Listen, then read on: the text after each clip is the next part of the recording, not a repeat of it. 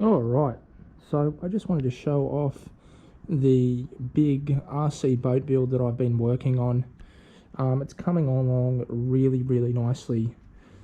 Measures about 1200 long by, roughly as it sits, it's about I think 55 centimeters in width.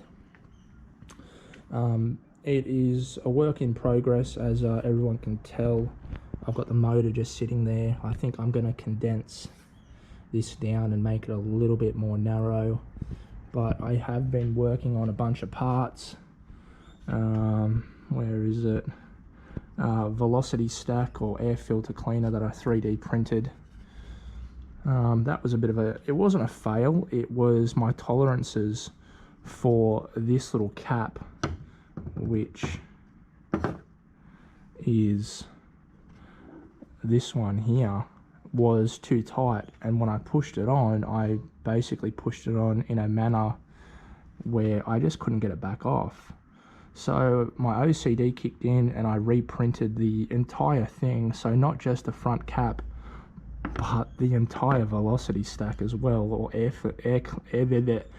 filter, you know, holder, whatever you want to call it. I reprinted it. And there is the rudder system.